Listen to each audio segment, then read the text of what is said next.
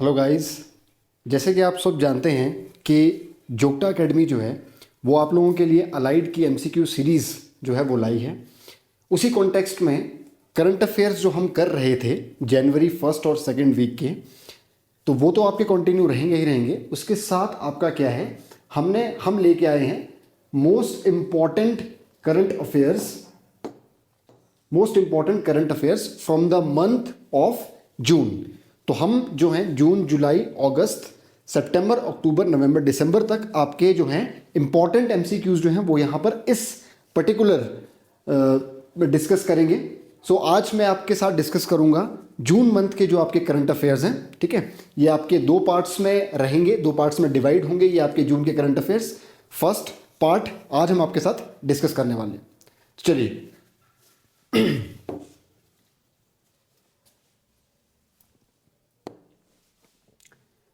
तो पहला क्वेश्चन देखते हैं। पहला क्वेश्चन बोल रहा है who was sworn in as the central vigilance commissioner by the president of India. ठीक है, तो इसका जो सही आंसर आपका है, आंसर आप देख सकते हैं यहां पर, प्रवीण कुमार श्रीवास्तव साहब जो है उनको हाल ही में आपका सेंट्रल विजिलेंस कमिश्नर जो है अपॉइंट किया गया था। ठीक है, इसके बारे में अगर मैं आपको बताऊं, जो ये बॉडी है central vigilance commission, okay, so this body was established in 1964 under the recommendation of Santhanam committee. ठीक है, संथनम कमेटी की सिफारिशों पर जो है इस बॉडी को बनाया गया था। उस वक्त ये स्टैट्यूटरी बॉडी नहीं थी। This got statutory status in 2003। Statutory body क्या होती है? कोई भी बॉडी या निकाय जो आपका किसी कानून के तहत बनाया जाता है उसको हम कहते हैं statutory body. So it was made statutory body in 2003। ठीक है, अगर हम इनकी बात करें, जो सेंट्रल विजिलेंस कमिश्नर होते हैं, इनका जो आपका अपॉइंटमेंट है आप देख रहे हैं यहां पर कौन कर रहा है? President of India. इनका जो रिमूवल है वो भी प्रेसिडेंट ऑफ इंडिया करता है। ठीक है, इसके अलावा इनका जो कार्यकाल है वो रहता है आपका 4 साल या 65 वर्ष, जो भी पहले है। ठीक है, इसको ऐसे बोलते हैं कि 4 years और 65 years, whichever is earlier. ठीक है, moving on to next question. Who has been appointed as 28th chief justice of Himachal Pradesh high court? जैसे कि आप आंसर देख सकते हैं, जस्टिस रामचंद्र राव जो है वो आपके हिमाचल प्रदेश हाई कोर्ट के 28वें मुख्य न्यायाधीश नियुक्त किए गए हैं। ठीक है, अगर हम हिमाचल प्रदेश हाई कोर्ट के बारे में देखें तो हिमाचल प्रदेश हाई कोर्ट जो है वो आपका 1971 में बना था। 25 जनवरी 1971 को, जो आपका 25 जनवरी 1971 है, उस दिन को आपका हिमाचल प्रदेश को पूर्ण राज्य घोषित किया गया था। 18वां राज्य जो है वो आपका इंडियन यूनियन का बना था। और उसी टाइम आपका क्या है, हाई कोर्ट भी एस्टेब्लिश किया गया था। तो on 25 Jain 1971 high court was established. First chief justice जो है वो थे आपके M.H. बेग। ठीक है, इसी के साथ आगे जो हम बात कर रहे थे 28वें जो बने हैं वो बने हैं रामचंद्र राव जी। ठीक है, next. Which state emerged as the top performer among the large states, याद रखना, larger states, in the Niti Aayog's annual health index for the covid year 2020-2021। Niti आयोग जो है वो आपका क्या करता है, एक एनुअल हेल्थ इंडेक्स जो है वो आपका पब्लिश करता है। ठीक है, तो उस इंडेक्स में आपका स्टेट्स के लिए जो है, उस इंडेक्स में किसने टॉप किया था लार्जर स्टेट्स में से? तो उसका आंसर है केरला। ठीक है, केरला। इसके बाद आपका जो है वो आपका तमिलनाडु था, उसके बाद आपका जो है तेलंगाना था। ठीक है, तो ये टॉप 3 स्टेट्स थी। अगर हम बात करें यूटीज की, उसमें लक्षद्वीप ने टॉप किया था and Delhi was ranked last. ठीक है, तो ध्यान रखना, एनुअल हेल्थ इंडेक्स जो है वो करता क्या है बेटा? ये एनुअल हेल्थ इंडेक्स जो है आपका डिफरेंट स्टेट्स में जो आपके हेल्थ इनिशिएटिव्स एंड ऑल हैं उन सबको कंपेयर करता है एंड देखता है कि कौन वहां पर आपका सबसे आगे चल रहा है। ये चीज ध्यान रखना। Next, which city emerged as the top destination for foreign direct investment from India in 2022? ध्यान रखना, इंडिया से। ठीक है, इंडिया से जो आपकी FDI हुई है कहां पर, वो हुई है दुबई। ध्यान रखना इस चीज को, इंडिया से दुबई जो है वो किसका शहर है, United Arab Emirates. United Arab Emirates जो है उसमें 7 एमिरेट्स हैं, उसमें से एक ये है, ठीक है। इसकी कैपिटल जो है वो आपकी अबू धाबी है, अबू धाबी, ठीक है, ध्यान रखना। और इंडिया यूएई जो है काफी न्यूज में रहता है आपका। रिसेंटली आपने सुना भी होगा कि इंडिया यूएई आपका न्यूज में क्यों था, क्योंकि यूएई के जो आपके राष्ट्रपति थे वो आपके कहाँ आए, वो आपके वाइब्रेंट गुजरात समिट में उन्होंने शिरकत की थी।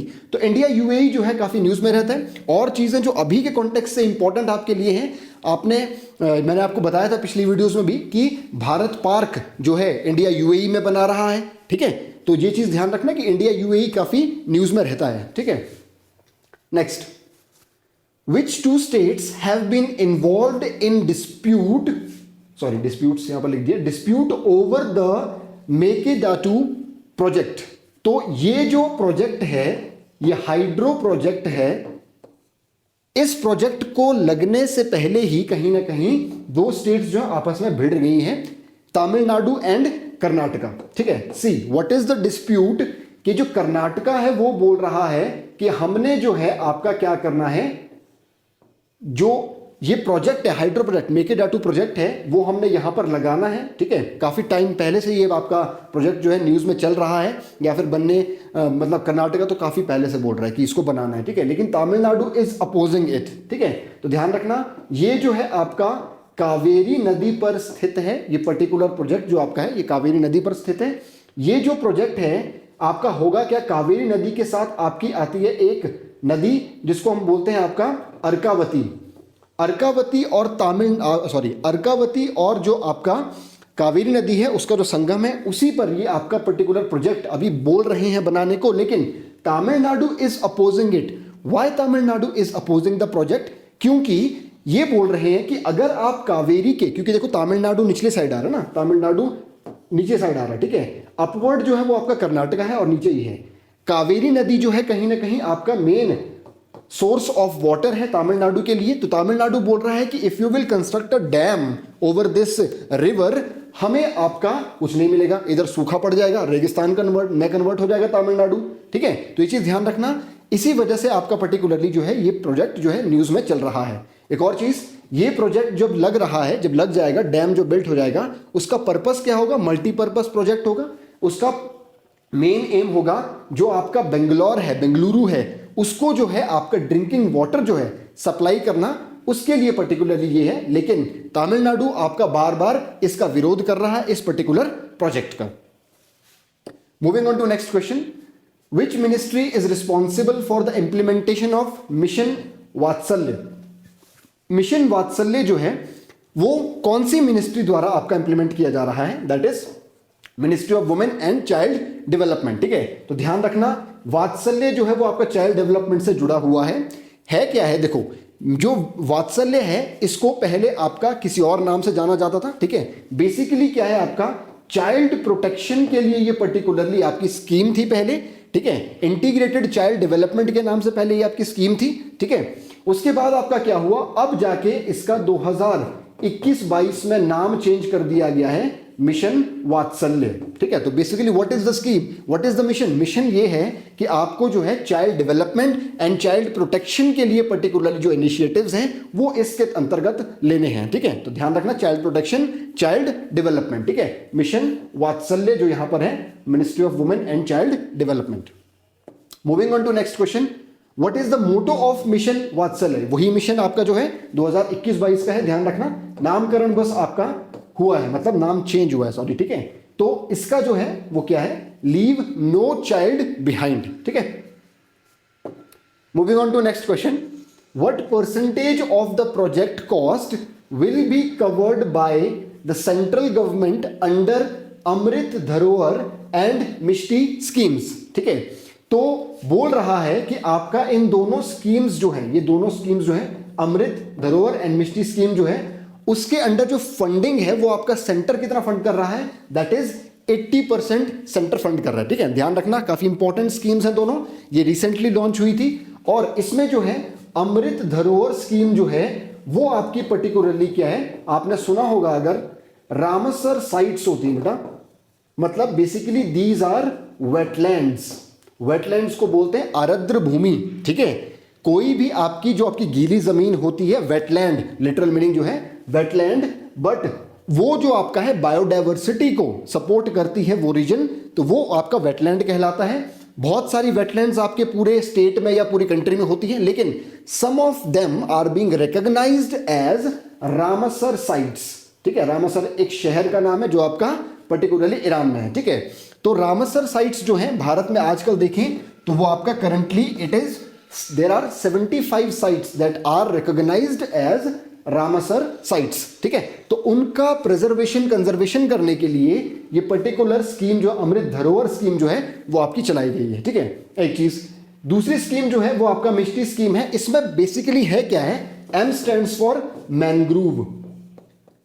तो ये है क्या है, जो भी आपकी शोर लाइन है आपके पर्टिकुलर, वहां पर जो भी आपकी मैनग्रूव्स हैं, मैनग्रूव आपकी जो मैनग्रूव वहां पर वेजिटेशन होती है, तो उस पर्टिकुलर एरिया में हमने करना क्या है, आपका एफॉरेस्टेशन जो है वो आपका वहां पर करना है उस पर्टिकुलर मैनग्रूव वाले क्षेत्र में कहीं ना कहीं। तो इसीलिए आपका ये दोनों ही काफी इंपॉर्टेंट है। आपका this is for mangrove and this is for your Ramsar sites. The funding is 80%. Okay, moving on to next question. What does GAGAN stand for in the context of performance based navigation?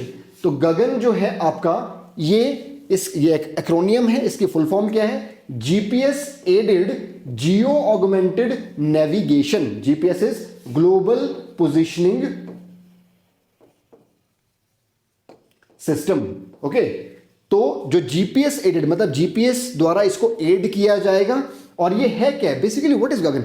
गगन में है क्या बेटा, देखो ये आपका क्या है, जो भी आपके जीपीएस से हमें कोऑर्डिनेट्स मिलते हैं, जीपीएस करता क्या है, बेसिकली आपका पोजीशन जो है वो बताता है। तो उस पोजीशन को एक्यूरेटली बताने के लिए हम एक कदम आगे गए हैं और गगन को हमने क्या कर दिया है, आपका इस गगन प्रोजेक्ट को आपका इंप्लीमेंट किया हुआ है। ये गगन जो है आपका, ये हमारे सैटेलाइट्स में जो आपका है वो लगा हुआ है, ठीक है। जैसे जीसैट वगैरह की बात करें उसमें आपका ये है।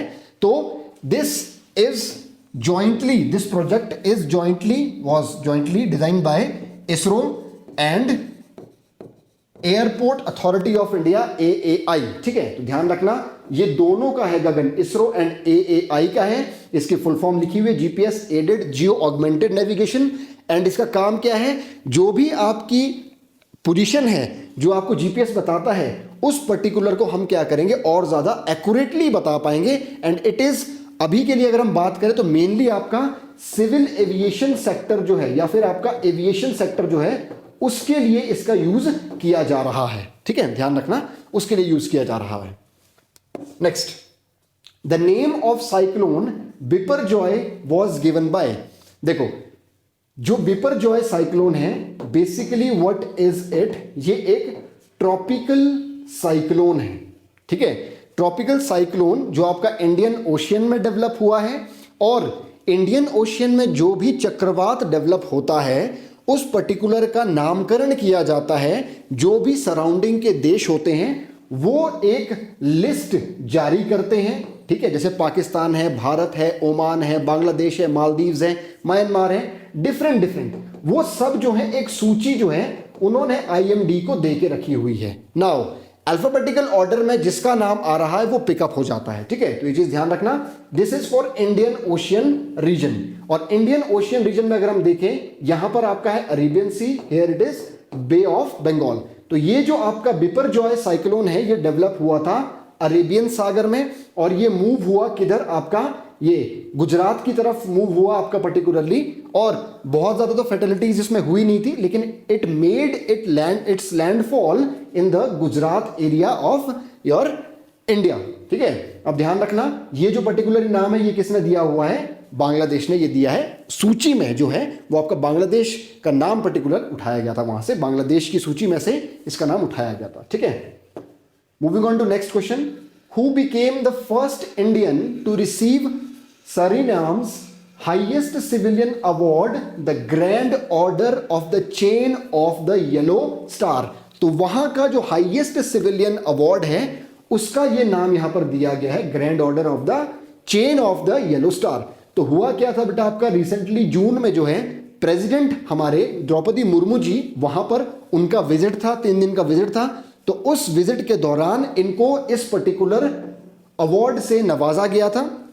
ठीक है, तो जो आपका ये सरीनाम है ये आपका साउथ अमेरिकन कॉन्टिनेंट में इधर कहीं आपका आता है पर्टिकुलरली। ठीक है, you can go through its location. तो ये आपका एक कहीं ना कहीं आपका ये कोस्टल वाला इलाका है, क्योंकि इधर को आपका जो है वो क्या है, इधर को आपका पैसिफिक ओशन है, इधर को आपका अटलांटिक ओशियन है। ठीक है, तो ये चीज ध्यान रखना। तो इनको अभी आपका नवाजा गया था यहां से। Next, international yoga day was first celebrated in which year? तो आंसर है 2015। आपको सबको पता है कि इंटरनेशनल योगा डे जो है वो आपका 21 जून को हर साल मनाया जाता है।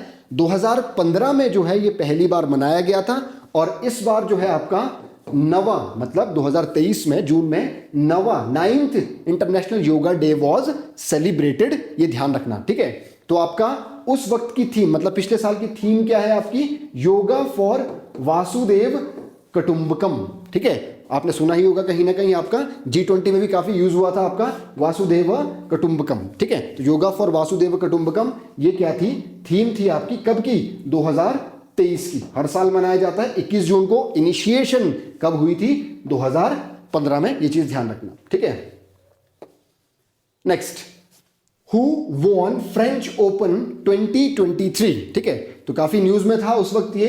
फ्रेंच ओपन जो है वो किसने जीता है, वो जीता है नोवाक जोकोविच ने। ठीक है, देखो फ्रेंच ओपन जो है ये आपका क्या है, one of the grand slam जिसको बोलते हैं हम। ठीक है, आपके ग्रैंड स्लैम जो है उसमें आपके 4 टूर्नामेंट्स आते हैं कहीं ना कहीं। ठीक है, अगर हम बात करें French open, Australian open, Wimbledon and US open. ठीक है, तो इन्होंने जो है इतिहास रच दिया था। 23वां ग्रैंड स्लैम इन्होंने आपका जीता था जब इन्होंने जून में फ्रेंच ओपन जीता। ठीक है, अगर उसके बाद आपने करंट अफेयर्स देखे होंगे तो आपका इन्होंने ही आपका सितंबर महीने में यूएस ओपन भी जीत लिया है। ठीक है, आपका जोकोविच साहब ने 24th ग्रैंड स्लैम उनका यूएस ओपन था। ठीक है, तो ध्यान रखना, ग्रैंड स्लैम 4 टूर्नामेंट्स। ठीक है, इसमें से जो भी आप जीतते हो तो आपको ग्रैंड स्लैम बोला जाता है, उस पर्टिकुलर को आप ग्रैंड स्लैम जीत जाते हो। Moving on to next question, what is India's rank in recently released global competitive index? ठीक है, ग्लोबल कॉम्पिटिटिव इंडेक्स जो है अभी रिसेंटली आपका IMD ने, इंस्टीट्यूट फॉर मैनेजमेंट ने डेवलप किया था, और भारत का रैंक उसमें जो है आपका 40th है। तो याद रखना, पेपर पॉइंट ऑफ व्यू से, एग्जाम पॉइंट ऑफ व्यू से इंडाइसेस जो हैं वो आपके काफी इंपॉर्टेंट हो जाते हैं। तो ध्यान रखना, global competitive index released by IMD, institute for management, और इंडिया का रैंक जो इसमें है वो 40वां है। ठीक है, next question, the primary objective of Antardrishti dashboard launched by RBI इज? तो ये जो है वो है फाइनेंशियल इंक्लूजन।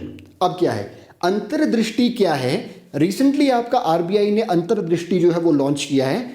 इस पर्टिकुलर डैशबोर्ड जो है आपका है, ये क्या करेगा, ये आपका जो है इस फाइनेंशियल इंक्लूजन पर चेक रखेगा, मॉनिटर करेगा। मतलब जो आपका वित्तीय समावेश होता है, ठीक है, फाइनेंशियल इंक्लूजन को बोलते हैं वित्तीय समावेश। वित्तीय समावेश होता क्या है, मतलब क्या है कि भाई हर एक इंडिविजुअल को कहीं ना कहीं हमने फाइनेंशियल सिस्टम से जोड़ना है, वेदर बाय ओपनिंग हिज और आर अकाउंट।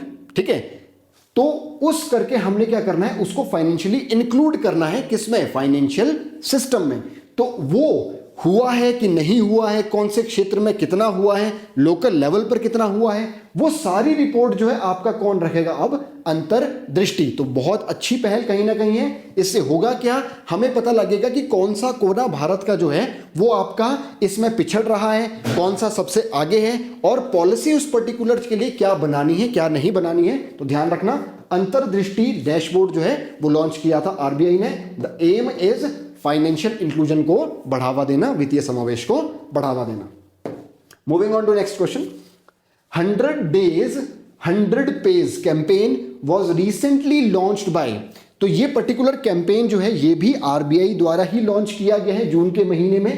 100 days 100 pays का मतलब क्या है, देखो ये कैंपेन जो है ये किसके लिए है? This is for unclaimed deposits, ये ध्यान रखना, अनक्लेम्ड डिपॉजिट्स। तो गवर्नमेंट के अनुसार अनक्लेम्ड डिपॉजिट्स कौन से होते हैं? जो पिछले 10 या उससे ज्यादा सालों से क्लेम नहीं किए गए हैं किसी कारणवश। ठीक है, तो किसी कारणवश आपने वो क्लेम नहीं किए हैं, जो आपके डिपॉजिट्स पड़े हुए हैं अकाउंट में 10 साल या उससे ज्यादा, तो उन सब क्लेम्स को जो है अनक्लेम्ड जो डिपॉजिट्स हैं उनको कहीं ना कहीं आरबीआई ने बोला है अभी रिसेंटली कि जो भी आपके पब्लिक सेक्टर बैंक्स हैं वो सारे पब्लिक सेक्टर बैंक्स जो हैं आपके पर्टिकुलरली टॉप 100 अनक्लेम डिपॉजिट्स को विद इन 100 डेज क्या करेंगे? सेटल कर देंगे। ठीक है, so this was your 100 days 100 page. ध्यान रखना, आरबीआई ने अनक्लेम डिपॉजिट्स, और अनक्लेम डिपॉजिट क्या है? जो आपके 10 साल या उससे ज्यादा से पहले से चल रहे हैं, जो क्लेम नहीं हुए हैं। Moving on to next question, the conservation conference in 2025 will take place in, again देख लो यूएई जो है वो आपका यहां पर आ गया। 2025 में आपकी एक कंजर्वेशन कॉन्फ्रेंस होने वाली है जिसके लिए यूएई ने बिड किया था और वो बिड जीत गया, तो इसका मतलब अब वो यूएई में कंडक्ट होगी। ये है क्या है? आपने अगर सुना होगा international union for conservation of nature, international union for conservation of nature 1948 में एक बॉडी बनी हुई है। ये बॉडी जो है आपका कंजर्वेशन कॉन्फ्रेंस कराती है। ठीक है, तो 2025 के लिए जो है आपका यूएई ने बिड किया था और वो जीत गया। ठीक है, तो यूएई करवाएगा। बेसिकली इस कॉन्फ्रेंस में होता क्या है, तो आप जो भी एनवायरमेंट से रिलेटेड चैलेंजेस हैं वो यहां पर डिस्कस किए जाते हैं, पर्टिकुलरली कि क्या इनिशिएट करना चाहिए, what are the difficulties that are being faced. तो ये सारे आपके यहां पर आपके कहीं ना कहीं सुने जाते हैं और डिस्कस किए जाते हैं। और ध्यान रखना, IUCN आपने अगर सुना होगा, क्रिटिकली एंडेंजर्ड, वल्नरेबल, ठीक है, एक्सटिंक्ट, ऐसे कुछ आपकी जो है जो शब्द हैं ये कहीं ना कहीं IUCN से जुड़े हुए हैं, क्योंकि ये जारी करता है रेड डेटा बुक, और इस रेड डेटा बुक में ये सारे मेंशन्ड हैं और ये दिए जाते हैं डिफरेंट फ्लोरा फोना को। ठीक है, ध्यान रखना एक चीज, तो ये ध्यान रखना, ये कौन डिसाइड करता है? IUCN। ठीक है, IUCN की लिस्ट को ही हम आपका रेड डेटा बुक बोलते हैं। Moving on to next question. By the end of this decade, with which nation India has set target of 1 billion euro bilateral trade? तो इंडिया ने किस देश के साथ आपका एक टारगेट सेट किया है कि भाई इस दशक के अंत तक हमारी ट्रेड जो है, बाइलेटरल ट्रेड जो है वो 1 बिलियन यूरोस तक पहुंच जाएगी? तो देश है वो है सर्बिया। ठीक है, ध्यान रखना, सर्बिया। सर्बिया जो है ये न्यूज में था अभी रिसेंटली, क्योंकि यहां पर भी पहली बार ऐसा हुआ है कि कोई भारत का राष्ट्रपति जो है सर्बिया दौरे पर गया है। तो वो पहली राष्ट्रपति कौन बनी है? द्रौपदी मुर्मू जी। ठीक है, ध्यान रखना, तो पहली विजिट सर्बिया उन्होंने की थी, इसीलिए भी न्यूज में था ये। सर्बिया जो है आपका यूरोप में, ध्यान रखना, एक लैंड लॉक्ड कंट्री है जो चारों दिशा से कहीं ना कहीं किससे घिरी हुई है? जमीन से घिरी हुई है। ध्यान रखना, अगर आप मैप पे देखोगे तो मेडिटेरेनियन सी के ऊपर आपका ये देखने को मिलेगी आपको Serbia. Moving on to next question, India and UAE has set target of achieving dash non oil trade. तो हम जो है इंडिया और यूएई, अगेन यूएई देखो न्यूज में आया है, यूएई और भारत ने डिसाइड किया है कि भाई हम जो है $100 बिलियन तक अपनी क्या ले जाएंगे? $100 बिलियन तक हम नॉन ऑयल ट्रेड ले जाएंगे। आपको पता है कि मिडिल ईस्ट के जितने भी देश है उसके साथ मेजर व्यापार भारत का क्या है? तेल, और तेल जो है भारत 80 से 85% जो है इंपोर्ट करता है। तो ध्यान रखना, हमने यहां पर फोकस किया है कि दूसरे भी जो पहलू हैं उनको भी ट्रेडिंग एस्पेक्ट में लाया जाए और नॉन ऑयल ट्रेड को बढ़ावा दिया जाए, जो कि 100 बिलियन तक हमने ले जानी है। करंटली अगर हम देखें तो 70 से 75 बिलियन के बीच में हमारी इंडिया यूएई की क्या होती है? नॉन ऑयल ट्रेड होती है, तो जिसको हम बढ़ावा दे रहे हैं। ठीक है, next, a strategic pact known as Atlantic declaration was recently unveiled by. तो ये किसके बीच में ये पैक्ट जो है साइन हुआ है? तो ध्यान रखना है, United states of America and United kingdom. है क्या है ये बेसिकली पैक्ट? क्या है? देखो, अटलांटिक डिक्लेरेशन पैक्ट में इन्होंने क्या है, जो इनका आपका डिफेंस है, जो आपका सिक्योरिटी है, जो आपका साइंस एंड टेक सेक्टर है, अदर सेक्टर्स भी हैं, उन सबको इन्होंने क्या करना है, स्ट्रेंथन करना है। तो बेसिकली है क्या है, दोनों देशों ने मिलकर अपने रिलेशंस जो हैं इन डिफरेंट फील्ड्स उनको आपका बढ़ावा देना है, उनको स्ट्रेंथन करना है। So that is your Atlantic declaration. Paper में पूछेंगे किसके बीच में, ध्यान रखना US and UK. Next question, which nation launched digital nomad strategy for foreign workers.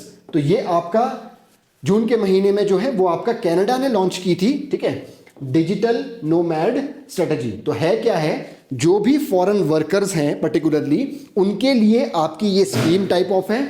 और है क्या है कि इस डिजिटल नोमैड स्ट्रेटजी के तहत होगा क्या, जो फॉरेन वर्कर्स आपके कनाडा में आएंगे उनको आपका 6 महीने तक रुकने दिया जाएगा, प्लस 6 महीने में अगर वो आपका पर्टिकुलर कोई काम वहां पर ढूंढ लेते हैं तो फिर उनको एक्सटेंशन भी दे दी जाएगी।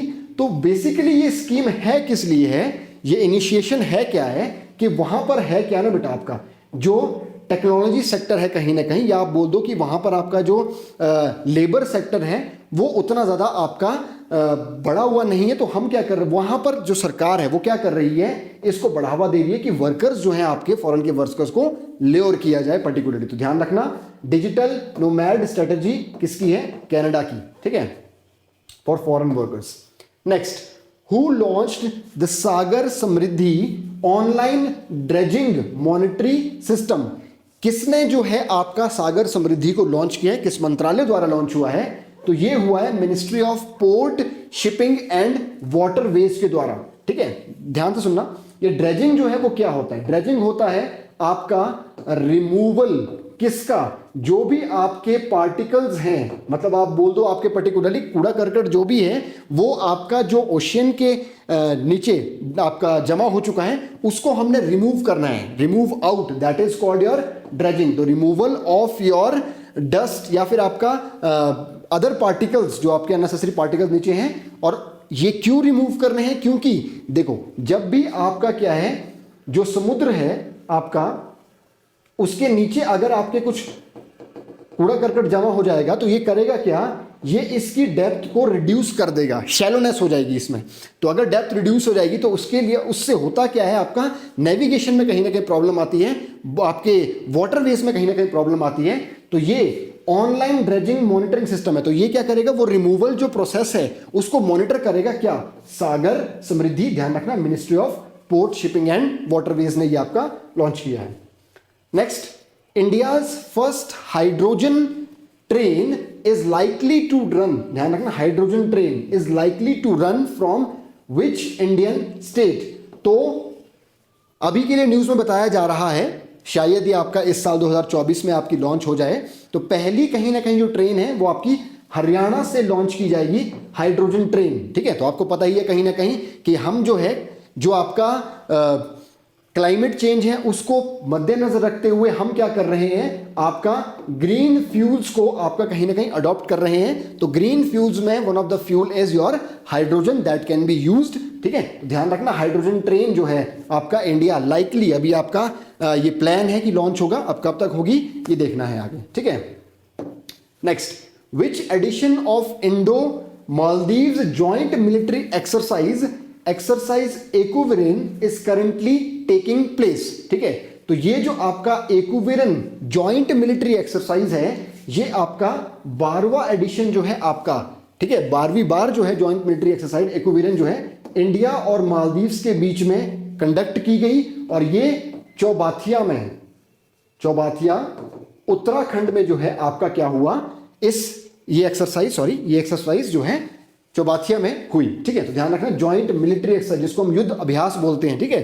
तो इंडिया मालदीव्स के बीच में आपकी ये एक्सरसाइज एक्विरेन है, ध्यान रखना किसकी है, ये आपकी आर्मी की है, ठीक है। आर्मी, एयरफोर्स, नेवी ऐसा करते थे, आर्मी की है। और एक्विरेन का मतलब क्या होता है, दोस्त, ठीक है। तो 12th एडिशन कहां पे हुआ, चौबाथिया उत्तराखंड में। नेक्स्ट, ये क्वेश्चन आपका रिपीट हो गया।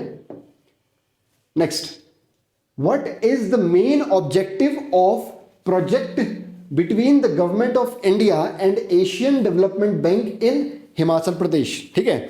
तो हिमाचल प्रदेश में अभी आपका जो है ADB द्वारा फंड किया हुआ एक प्रोजेक्ट जो है वो आपका चलेगा, जो कि उसका जो आपका एम और ऑब्जेक्टिव है वो क्या है, enhancing farmers income and resilience to climate change. ये ध्यान रखना, $130 मिलियन का ये जो प्रोजेक्ट है, और ये किसके फंड कौन कर रहा है, एशियन डेवलपमेंट बैंक। ध्यान रखना, ADB is funding the project for your climate change या रेजिलियंस टू क्लाइमेट चेंज और to enhance the farmers income, very important from your state services exam point of view. ठीक है, सो इसी के साथ आज का जो है आपका सेशन हम यहीं पर एंड करते हैं। नेक्स्ट जो है आपका पार्ट 2 जो है वो आपका जल्द ही आपके साथ आपके समक्ष जो है वो लाया जाएगा। ठीक है, इसके अलावा जोगटा एकेडमिक कम्युनिटी से जुड़ने के लिए आप यहां पर आपके पर्टिकुलरली व्हाट्सएप, टेलीग्राम, यूट्यूब या इंस्टाग्राम जुड़ने के लिए आप इनको स्कैन कर सकते हैं। ठीक है, थैंक यू।